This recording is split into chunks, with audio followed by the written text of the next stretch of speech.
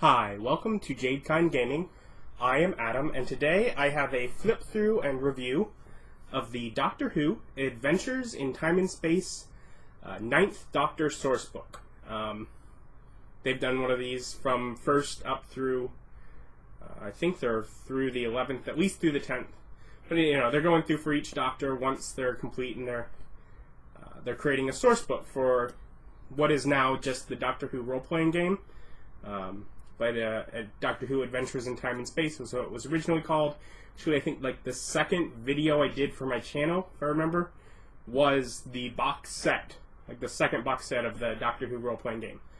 I've never actually played it. The people I role-play with regularly would rather play something more generic in general. And only a couple of them even care for Doctor Who, so it's a bit of a hard sell. But I quite love Doctor Who.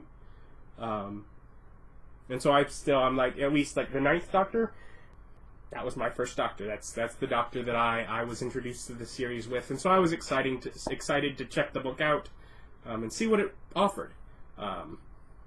It does, I will point out, the spine has like a little portion of the word Doctor Who, where if you have all of the, like all 11, as of the 50th anniversary, a bit back, it would say Doctor Who across the side if you put them all on a shelf. And while if I had the money, I'd love to complete that and just have it looking real nice on a shelf. I'm picky at this point, and so I'm choosing the ones I want. But let's check this out. Doctor Who 9th Doctor Sourcebook. Of course, Cubicle 7 is the company. Eccleston. I guess this is a great... It might as well just go on the contents. Basically, it's 3 chapters. You'll notice of the 156 pages, the first chapter goes through page 18, the second goes through page 30, and then the rest of it is chapter 3, which is the 9th Doctor's adventures, and that is basically each storyline in his single season as the Doctor. But we'll break down, and I'll go over one of those, because they all follow a similar format, but there's 2 chapters before that. So we get our introduction, where they do go over, we're calling him the 9th War Doctor, that sort of thing. But chapter 1 is the 9th Doctor and companions. Who is the Doctor? And we get the stats for the 9th Doctor for the game. And then, who are the companions? And they go over a brief description of each companion, or sort of companion, and they give information about that, and they actually give stat sheets for each of them as well. So whether a player is playing as one of them, or whether you just, as a game master, want a nice breakdown for your characters, you get a sheet for each of these, you know, more or less major characters, and the 9th Doctor's Tardis. You know, the Tardis changes, as does the Doctor over time. And so they have a breakdown of the TARDIS during the 9th incarnation. And then we get to chapter 2. That is playing in the 9th Doctor's era. In here, they sort of go over things like how the world more or less seems to be reset. Obviously, the 9th Doctor has just gone through the Time War, and the idea that that probably wiped out a lot of things, and that explains why people don't remember in the old series when Earth met aliens or people met the Doctor, and a lot of those things just don't seem to be set up, or things seem to be slightly different. And sort of that idea that the Time War has altered some of the time. A war across all of time is bound to affect some things. And also goes over the fact that the 9th Doctor stays on Earth, or around Earth, and why that might be. So they give some information on that, as well as some new traits for characters. And then we get right into chapter 3, which is the 9th Doctor's adventures. And they go for each either episode or pair of episodes, with images and everything for each one. And I have selected that I will be going over The Empty Child and Dr. Dances as my example because I like it. It's probably just of his adventures. It was one that really stuck with me. It just stands out by itself, not as a whole, as something really great. A lot of the others are really great with how they mix with each other, but this storyline or pair of episodes is really great. But essentially, it begins, and each one is built the same way for the most part. They each begin with a synopsis of the episode. And while I pretty much read the whole book, I actually didn't read most of these. I just rewatched the episode. However, I did look at parts, and they do plainly state some things that are suggested in the episode, so that if you're choosing to run, like let's say your group doesn't watch Doctor Who, and you're just using the episodes as the adventures, you can do that. This breaks it down for you to do that. You can just run the episode as an adventure, and it makes sure that you know plainly what's going on, so you can drop the hints for your players. They give a section of continuity,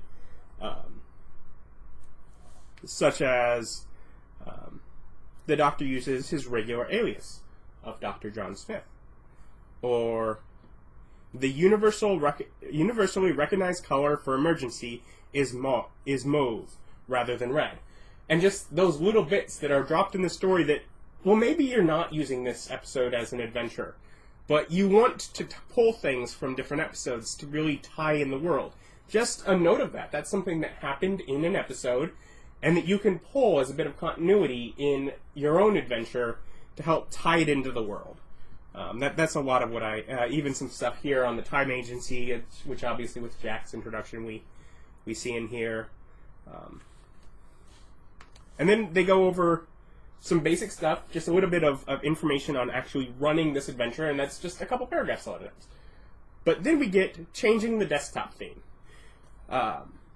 which is the same adventure, but changed, so you can reskin the adventure by changing the catalyst.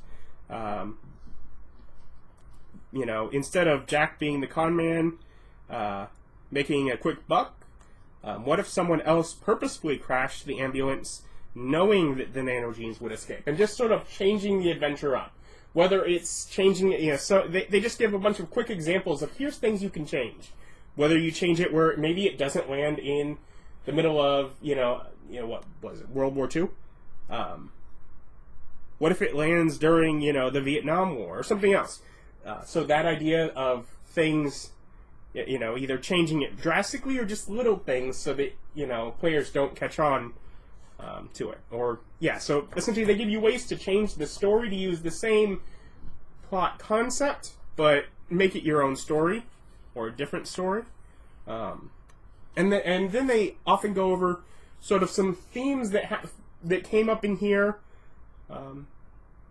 or concepts that you might want to consider, whether you're using them to run this or whether you're just using them for your own, such as when there are no bad guys. Because this one, there are no bad guys in this story. And sort of it gives you ideas not just for this story not having bad guys, but how you can have another story perhaps that doesn't have bad guys. And then also, it brings up it brings up other ideas for there, and what happens, to those effects moving on, as in what happens in the future. Even what happens, what's the difference between, how does this rationalize with other Doctor Who stories that are in the same era? The Ironsides. The 11th Doctor visits World War II, and there are Ironsides. It goes over that. You get the NPCs, so Jamie, gas mask zombies in general. You get some items, or like a special gadget, the nanogenes. You get further adventures, which is what happens, like what would be a sequel to this story. Whether you're playing the Doctor or other characters that are then dealing with the fact that ultimately now all of a sudden these people are super healed by these nanogenes is one of the ideas, or there's a couple other ideas. Someone using the nanogenes in deliberately reprogramming them to harm, or just follow-up stories that you could use. Again, more of the NPCs, and then it just goes to the next story. And they do that for each story breakdown. They give you all those things. They give you here's the plot line. Here's what happened. They give you, here's how to change it. Here's the NPCs you need for it. Here's ways that you can you can continue the story. Just sort of a great way to plant yourself and use what was in the shows. Either if your players haven't seen the show, you can use the shows themselves as your sessions, as your plots, and just see how your players deal with it different than they did in the show. Alternatively, especially if you have players that do watch the show, it gives you ideas of how to pull concepts, characters, ideas from that they'll know from the show and bring them into your own game so that they can be like, oh, I know that, and they can feel a connection. Both of which are great, and they do it for each story. They break it down, and it has a good amount of, a good chunk of content for each story. Which, the Ninth Doctor obviously only had one season, so that's much easier for them. I'm kind of curious how some of the Doctors that had a longer running span with more stories, I'm guessing things just have to get simplified a lot more. I'm not sure. But, because at this point the only one I've read is the Ninth Doctor's Sourcebook. But yeah, definitely, if you're going to be...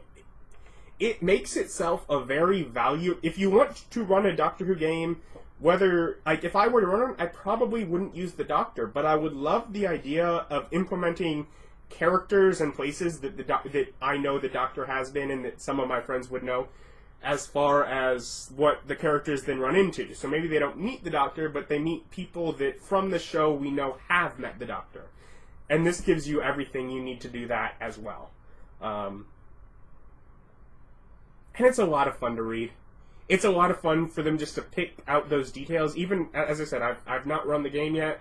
I don't know that. But even just like some of the things like the continuity and just noticing those little details, it's fun for me. And then it's really fun when I get to bring them up in conversation later. I seem so smart. I love it. Of course, the things I'm smart about are not necessarily the most useful in normal life, but they're fun for me. Anyways, I will link below somewhere where you can find this online, or you can probably, I know my friendly local gaming store always has a few of the source books in, depending on what which ones are selling. They'll have, they never have enough to make the full spine, but they'll have a few of them. And so you could always check out your friendly local gaming store. Those are good to support. Otherwise, there's a link down below if you want to get it online. So yeah, check it out and have a great day. Bye.